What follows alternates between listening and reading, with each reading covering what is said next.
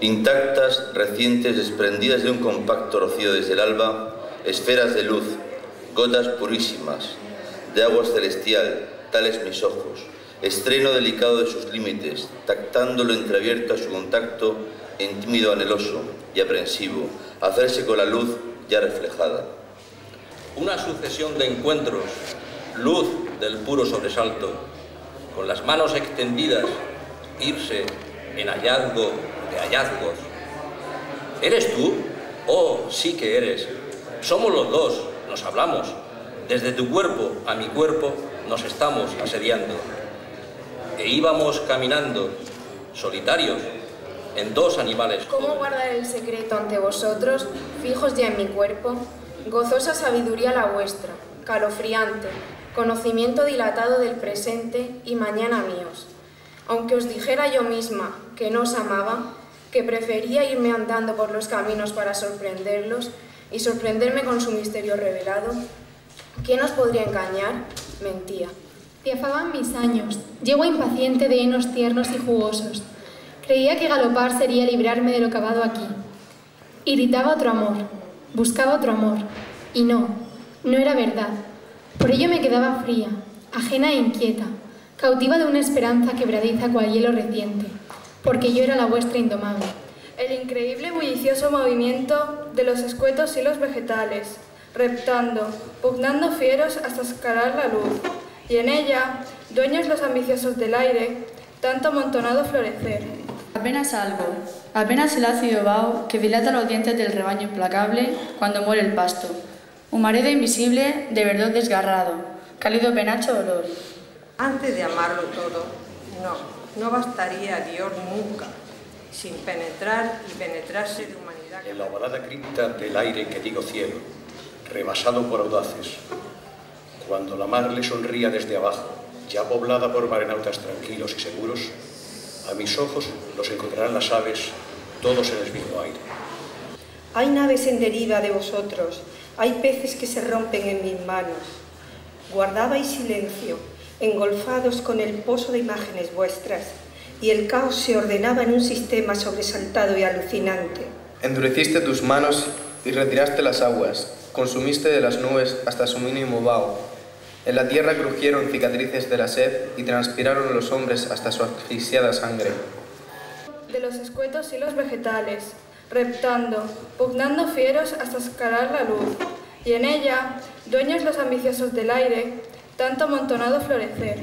Mortal, que así te ves, tan combatido, que esperas más de aquí a quien invocas, el áspero sonar de las campanas, la tosca ligereza de este humo, el diente que se incrusta tus arterias resgaladas y vacías.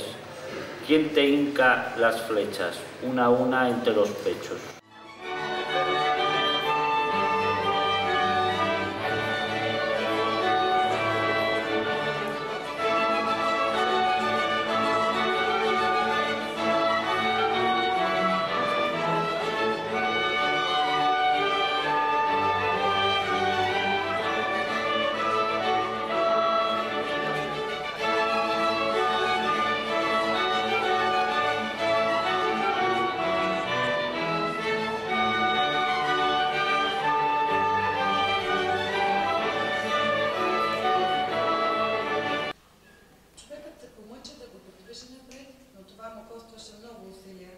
Най-после успя да се добере до женското трико и там тъй се закова, че никаква сила вече не бе в състояние да го измести.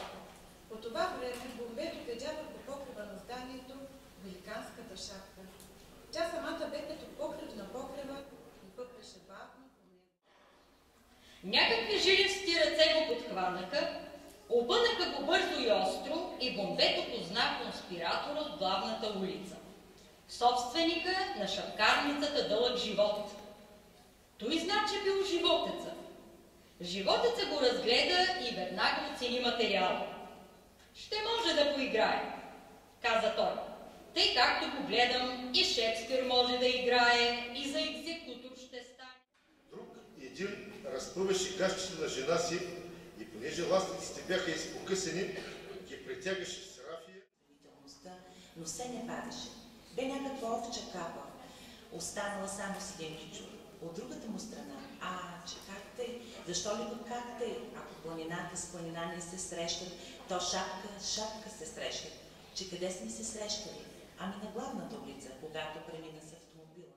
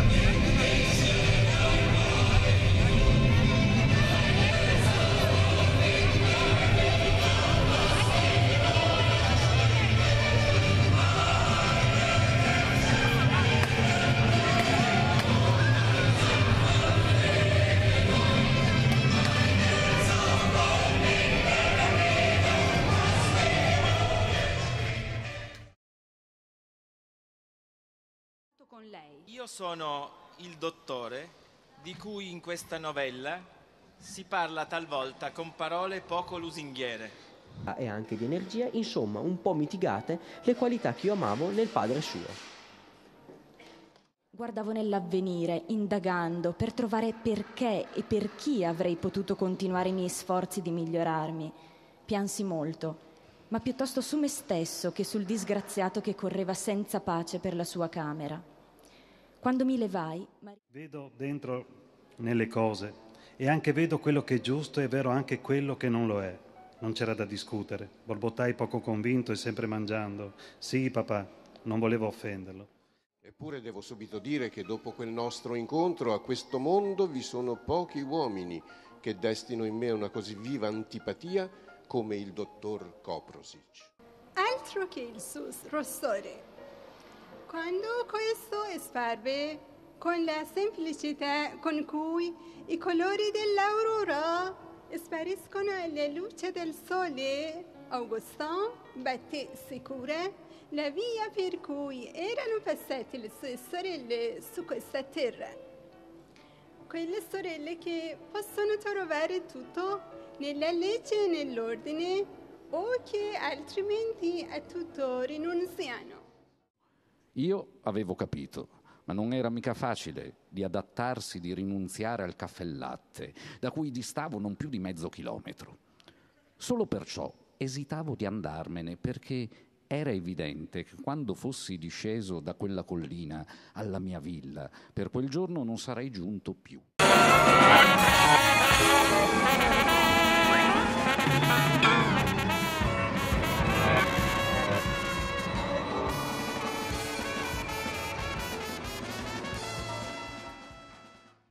Ja tällä tekstillä haluamme myöskin kiittää kaikkia teitä, jotka olette osallistuneet tähän maratoniin sekä täällä että siellä eri puolilla maailmaa.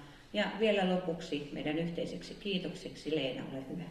Pakkanen paukkaa nurkissa, räiskää pitkin aidan selkiä ja seuloo huurua puihin ja pensaihin. Aurinko kultaa kirkon ja tapulin ristejä, paistaa hauskasti härmäiseen koivikkoon ja valaisee joka savupatsaan, joita kiemuroitellen kumpuilee piipuista ja lakeistorvista läheltä ja kaukaa. Kolistelee porstuassa. Hyvää päivää, herra rovasti. Päivää, mitäs Matille kuuluu? Ei tuota mitään erinäistä, mitä vain rovastille. On tuo vähän kuivahka ilma. 20 raatia on pakkasta. Matti istuu, onhan siinä puuta. Onpa tuota saanut istuakin. Vai on 20 raatia pakkasta? Eilen oli 30. Vai oli eilen 30? Kotoa päinkö se Matti ajelee? Kotoa päinpä sitä olisin minä arentijyväin maksussa, jos rovastin kävisin laatuun ruveta ottamaan. Se, joka kulkee Kajaanista Kuopioon ja pääsee sitä myöten ulkomaillekin, Vaikka Helsinkiin, jos tahtoo. Sitä tietäkö? Niin. Ei muuta kuin istut vaunuun vain. Niin pääsetkö vaikka Helsinkiin? Yhtä kyytiä. Eikä pidä syöttääkään välillä. Ei tarvitse. Rautatien hevoset syövät juostessaan. Tietääkö Matti, mitä ne rautatien hevoset syövät? En minä häntä. Ne syövät halkoja.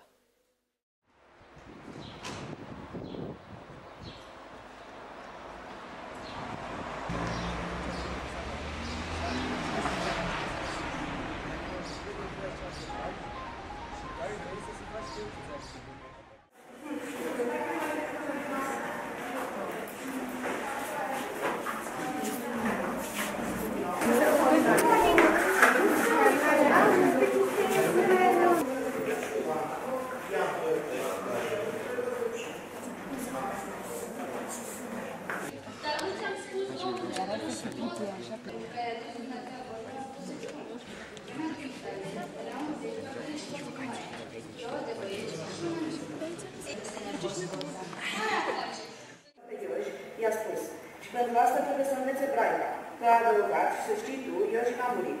Dacă ar fi murit, i s-ar fi găsit în alt corp. El trebuie să fie undeva pe aici, pe pământ, și nu-l vedem sau nu știm să-l căutăm. Comisarul Dumitrescu nu l-a mai chemat la interogatoriu, dar fără mă continua să scrie. Radiofonic, Mircea Eliade, din partea voastră. O cunosc și eu! Și după ce și-a luat rămas de la toți și s-a îmbrățișat cu alții, apoi s-au dus în cașe la casele lor, după ce s-au jurat să nu dezvăluie nimeni. Dragi băiete, apoi mi-a luat mâna și, fără să te interveste, mi-a salutat. Să vă dea Dumnezeu noroc, după inima dumneavoastră bună, mi-a spus.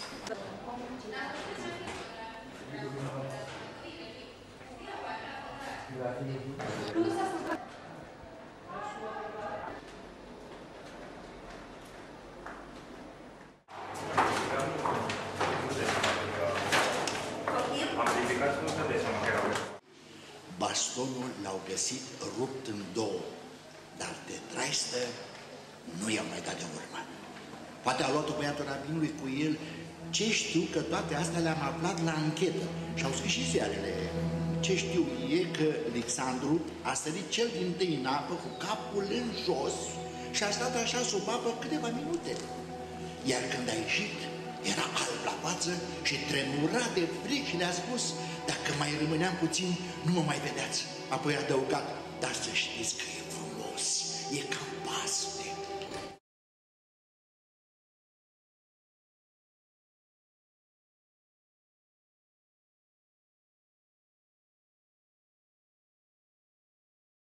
Spune că tot inspector a rămas. Dar cine ești dumneata, domnule? Spune din nou mai rost, smulgându-și șerbetul de la gât și începând să se joace cu el în mână, frământându-l și strângându-l ca pe o cureată. Domnul ți-aduce aminte? Dar știe ceva, adăugând zâmbind. Îți dau număr, știe ceva. Vezi că îți cunoștea adresa, deși de-abia te-ai mutat.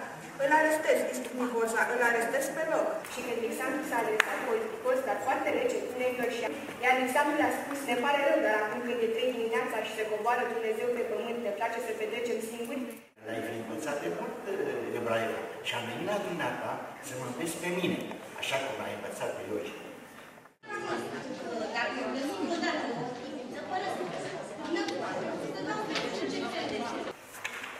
Pentru că în vacanțe, și mai ales în vacanța de vară 1919 și cea de Paște de 1920, dar vară era nelipsit de la plimbările cu Oana, Alexandru și băieți. La radio. Nu știu, trebuie să ascultăm acum Radio România.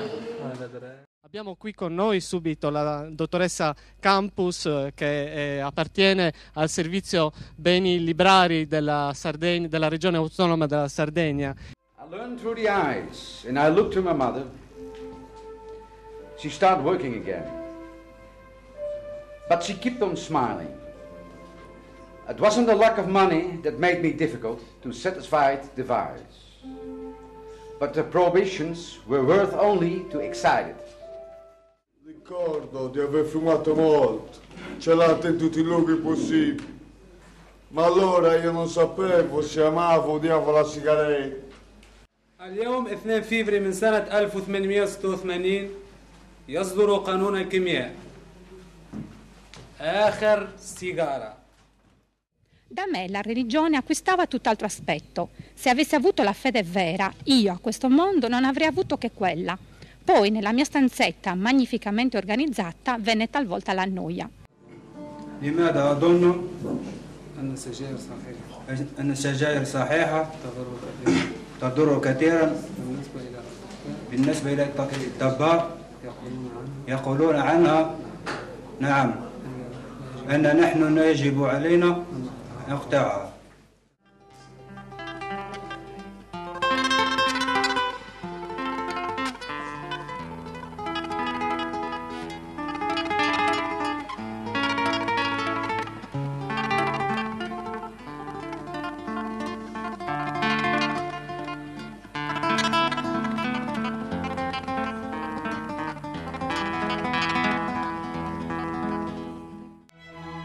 Ευρωπαϊκός Λογοτεχνικός Μαραθώνιος. Τετάρτη, 9 Μαΐου, ημέρα της Ευρώπης. Θα πραγματοποιηθεί ταυτόχρονα σε πολλές χώρες. Στην Ελλάδα, αφιέρωμα στον Κωνσταντίνο Καβάφη. Ο Ευρωπαϊκός Λογοτεχνικός Μαραθώνιος τιμά σε κάθε χώρα την ημέρα της Ευρώπης, αλλά και ένα πολύ σπουδαίο λογοτέχνη, ποιητή ή πεζογράφο. Κάθε χώρα τιμά τον δικό της. Εμείς επιλέξαμε τον Κωνσταντίνο Καβάφη. Η έναρξη του μαραθώνιου μόλις έγινε. Και αν δεν μπορείς να κάνεις τη ζωή σου όπως την θέλεις, τούτο προσπάθησε τουλάχιστον. Όσο μπορείς. Όσο μπορείς. Όσο μπορείς, μην την εξευτελίζεις. Μες στην πολλή συνάφεια του κόσμου.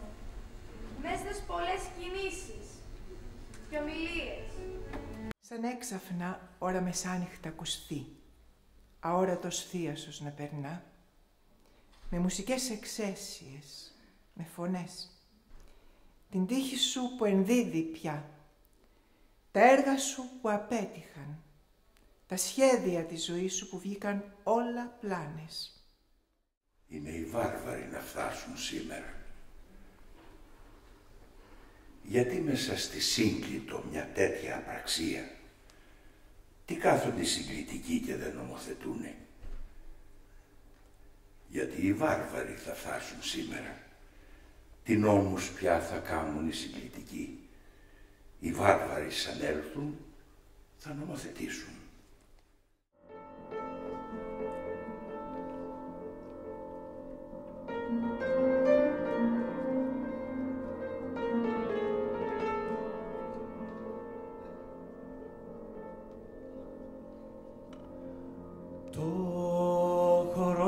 Μισήρι με βέλει ο ήλιος πλήρη,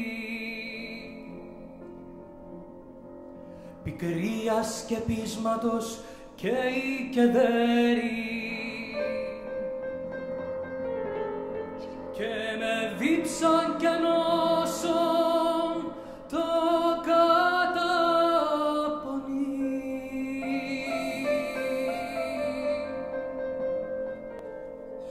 Το γλυκί μας μισήρι εν μια γελαστή πανηγύρι,